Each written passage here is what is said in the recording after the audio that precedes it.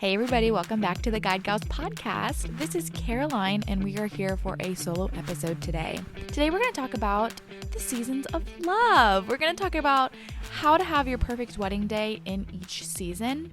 There are a couple of considerations that I want you guys to know about when you're planning. I personally wanted to have a fall wedding for a long time, ended up having a spring wedding.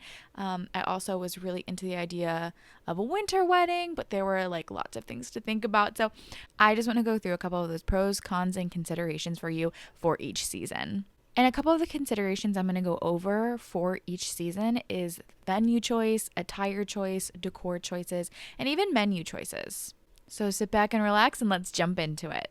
So I'm going to start with spring weddings. Now, I'm going to tell you here right off the bat, spring is likely my least favorite season. I don't know what it is. I'm a fall and winter girl, and spring is just a little bit dreary to me. But another thing to kind of note for this episode is everyone is going to be in different geographical locations, obviously. I am in Western Pennsylvania. Chelsea is in Illinois area. So sometimes when we reference things, they might be different for your location. So spring weddings in my area don't always look lush and beautiful. Spring weddings in other areas are lush and beautiful. So let me start with the pros for spring weddings. Obviously, then we are going to have blooming flowers, lush greenery, and there's usually milder weather, which is really perfect for outdoor ceremonies and receptions, if it is not going to be entirely too hot. Spring also does bring a romantic and fresh atmosphere. Walking out of the winter season, we are going to kind of get this rejuvenation that we need, especially depending on the area. You are going to feel that a lot more. Typically, in my area, spring does get really beautiful by April, mid to late April. But in some areas, March, even as soon as March, could be beautiful and lush. But of course, we all know the saying, April showers bring May flowers. So one of the cons is really going to be that there is potential for rain. And in this season, if you are affected, which I am part of that population, seasonal allergies may affect some of your guests or may affect you even. So keep those two cons in mind that yes, there is going to be milder weather, but there's also going to be more potential for rain. And seasonal allergies do affect a lot of people as things the old things have died away and new things are regrowing and there's pollen out and about. So just keep that in mind. Now, some considerations for these spring weddings. For your venue, it may be a good idea to choose a venue with an indoor and outdoor options. So if you want to have an outdoor wedding, but you're worried that spending too much time outdoors might affect those allergies, or you just want to have an option for if it does rain, an indoor and outdoor kind of venue is going to provide you a backup plan immediately. Another thing for spring, the attire is usually light and airy fabrics, but you can still do a sleeve if you want to on a dress or anything else. The decor in this season, we usually see more light colors, pastels, and natural elements, meaning that it's going to have more organic, light, airy, romantic feel. Now, that doesn't have to be how it always is. That's just typically what we see for spring weddings is people are really leaning into light, airy, feminine, romantic kind of vibes. That doesn't mean that has to be for you, but that's something to consider if you are interested in a spring wedding. Finally, the menu, getting some fresh and seasonal produce can be highlighted here. There are a lot of wonderful things that are coming back into season in the spring, and I think it's a great way to freshen up your menu by using those seasonal products. So those are my thoughts on spring weddings. I think there are a lot of pros, a couple of cons, and all those considerations for a spring wedding. Now let's jump into summer. Summer is going to have a couple of pros. Obviously, there are long days, warm nights. It is going to just generally be warmer. No matter the geographical location, generally will be warmer at this time of year. Lots of vibrant colors and abundant blooms. Oh my gosh, there are going to be a lot of things in season.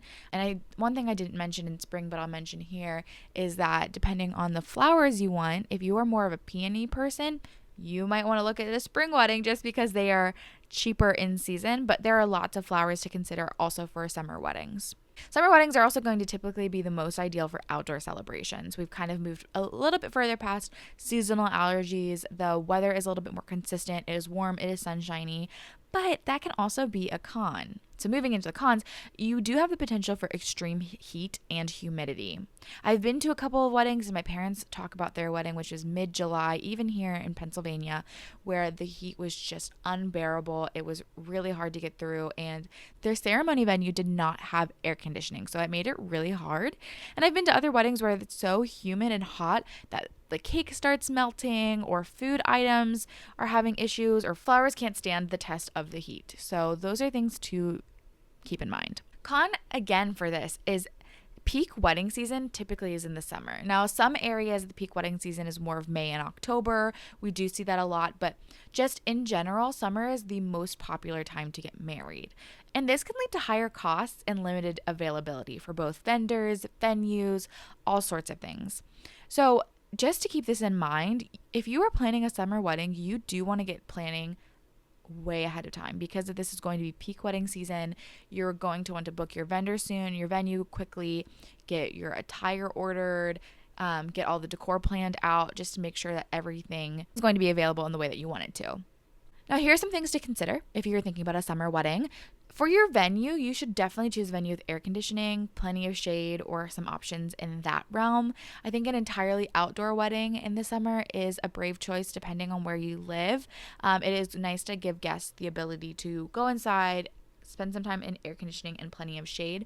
There are also some places in the world where like a summer wedding like this, you could absolutely not do outside. When I think about my family in Arizona, a summer wedding would be kind of crazy. So definitely think about air conditioning, the venue, providing plenty of shade, things like that. And then for some attire considerations, very breathable fabrics, lighter colors are typically best for this. You want to be sure that you are comfortable throughout the day. Maybe you do have like an attire change where you're changing from a longer, more elaborate dress to something shorter and more comfortable. Whatever that looks like, I would definitely consider what you are wearing to make sure you are comfortable throughout the day. One thing for a decor that we love to see is that bright, bold colors do usually come back around year after year, especially for summer weddings. We also do see some tropical themes that are pretty popular, beach weddings.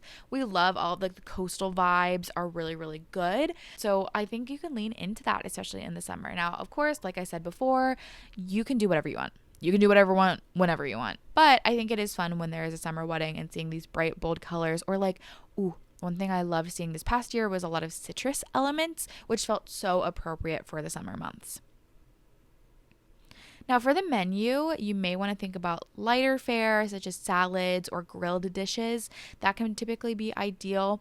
One, just because it is going to feel lighter on the stomach, and when there's heat, I know that I don't want to eat something that's like heavy and super hot. But also in terms of the menu consideration, think about things that are not going to be so weather temperamental.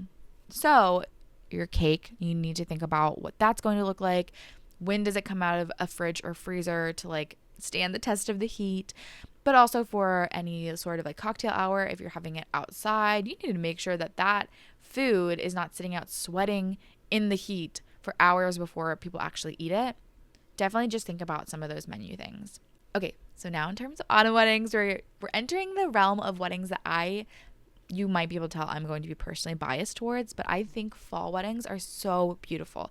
Now, again, depending on your area, this can look very different, but fall weddings here where I am are so magical. Just seeing all of the vibrant colors, there's beautiful fall foliage, and it can also bring in some crisp, cool weather, which makes for beautiful, beautiful occasion. So the sun is out, the fall leaves are showing off, they are beautiful, and then we get this crisp, cool evening that you get to enjoy.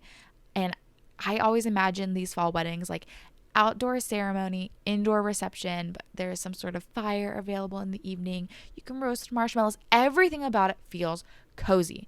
It is going to bring a cozy, romantic atmosphere in a different way than the romance that I think spring brings. Now, I will say, this isn't necessarily pro or a con, but I think autumn weddings are very specific for specific people. I am an autumn wedding person.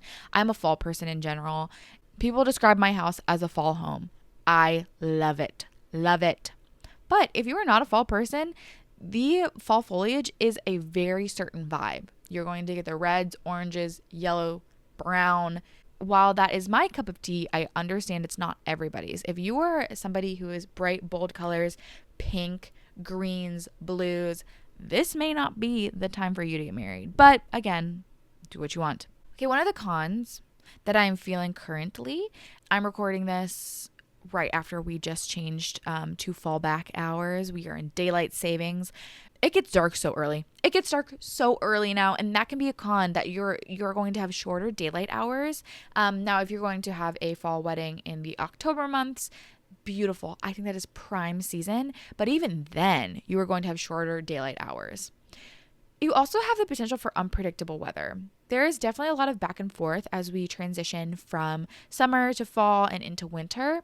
There are days where it is frosty in the morning and very hot in the afternoon. And so it can be a little bit of whiplash when it comes to weather. You also can expect rain. It can be chilly. It can be warm. It is just a little bit more unpredictable.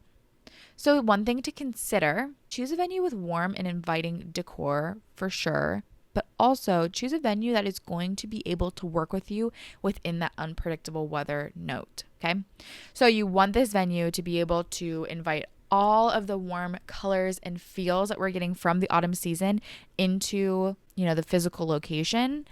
But logistically, think about how this venue is going to help you combat the unpredictable weather. Now, for the attire, I love what you can do with the attire here. You can do a little bit more layering, warmer fabrics, rich colors.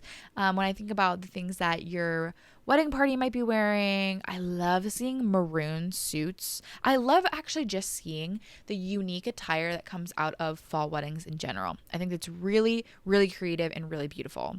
Now, from a decor aspect too, I think you can incorporate a lot of the autumnal colors and natural elements. I really love just leaning into this. You've heard me say it before, say it again. I think the jewel tones also get their heyday here. Like, they really get to be on display in these fall weddings, and I think it's a really beautiful time to see that.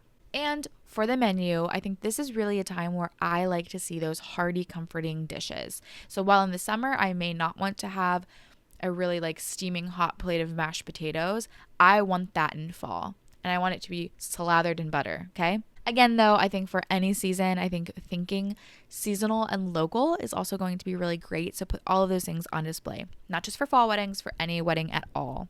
Okay, and finally, let's chat a little bit about some winter wedding considerations and the pros and cons. So let me start with the pros first, is that it is a unique and intimate atmosphere. I really think that winter weddings can be some of the most stunning and gorgeous weddings that I've ever seen. I think it adds some magic just because of the atmosphere of winter. Again, depending on your area. In my area, we get lots of snow, and I think that adds a really beautiful atmosphere to it, but it also provides some logistics, and we'll get to those in a second. Also, winter weddings are typically the least busy season, so you're going to have fewer crowds, lower prices. You'll probably be able to book things, the venue you want a little bit more easily, and who doesn't love that? You're going to save money and get exactly what you want. Another pro, I think, for winter weddings, it is just festive. It is festive. It is magical. When we think about all of the holiday seasons, when we think about New Year's Eve weddings, there is just an energy and excitement and magic, truly,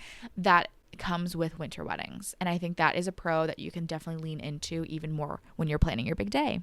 Now, the cons, this is going to be obvious, cold weather and potential snow depending on your area. No matter what is likely going to be colder weather than usual, but depending on your area, again, you can have potential snow. Now, that might be something that you would love to see, but it also does bring in logistics like, how am I going to get my people there? Are people going to have a hard time traveling? Is it going to make for delays? Is it going to make, blah, blah, blah. And again, another con here, which is similar to fall, is it is limited daylight hours, even more so. It's going to be darker longer, okay? And that can be hard when you're thinking about photography, when you're thinking about the time frame that you want to plan your wedding, blah, blah, blah. You also, as a con, are going to have limited selection when it comes to your wedding venue because you will need to plan for this mostly indoors. Again, depending on where you are, you might be able to have something outdoor, but a lot of times for winter weddings, you're planning mostly indoors. And so you want to make sure that your space accommodates that and still makes it have the feel that you want. So now moving into some of those considerations is when you're choosing a venue, choose one that obviously has indoor heating, please, but also that cozy ambiance.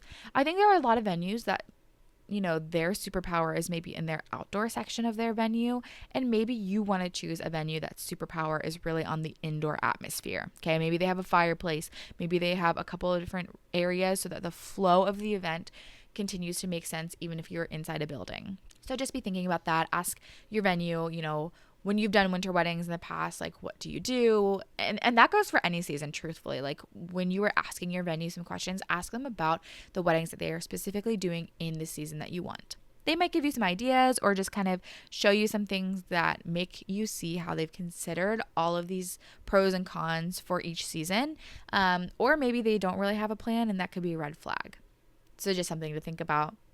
And then when it comes to attire, warm, stylish clothing is essential. I love seeing what people do with this. I do see a lot of either capes or furs or other things that I think is so unique, and the layering within it just makes it feel even warmer and just adds a depth to the attire. I think there's so many unique things you can do with it. Long sleeve, long gowns, unique, again, suit choices or tux choices. I love seeing when people do almost like a Christmassy plaid. I don't know. There are lots of ideas here that I love to see.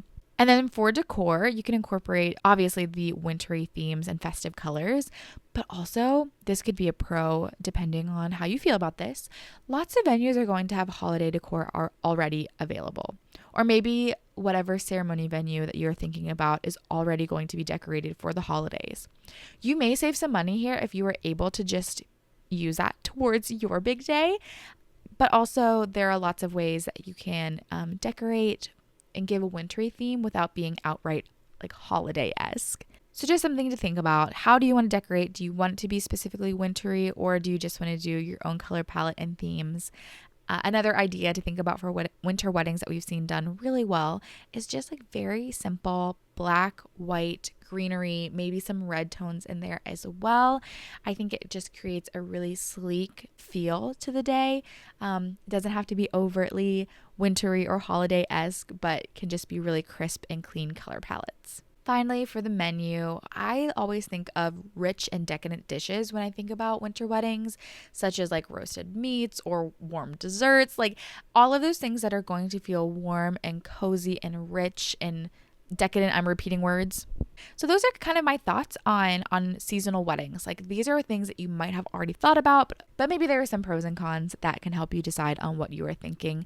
Even if you've already put your heart on one of these seasons, maybe you can just think through some of those considerations as you are wedding planning. And truly, I hope I said this enough, but if I, in case I didn't, please, please, please make your personal preferences the priority.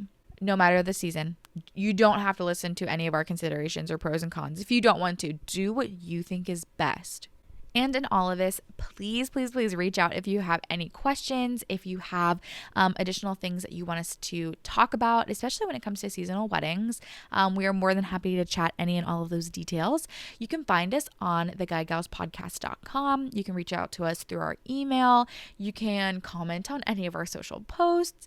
You can find us on Instagram at The Guide Gals Podcast and on TikTok at The Guide Gals Pod. We would love to chat with you there. And you can also find all of our episodes wherever you get your podcasts, or you can watch us on YouTube. You can see our faces. Now, I will say this solo episodes, we are not on YouTube, so you're not going to see my face for this episode, but for a lot of our other episodes, you will be seeing us there.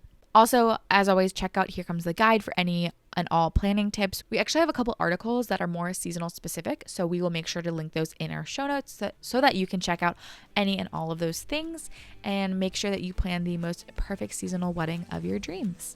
Now, I can't believe I didn't at any point in this episode start singing Seasons of Love. So before I break out into song, I'm going to sign off for today. But until the next episode, cheers!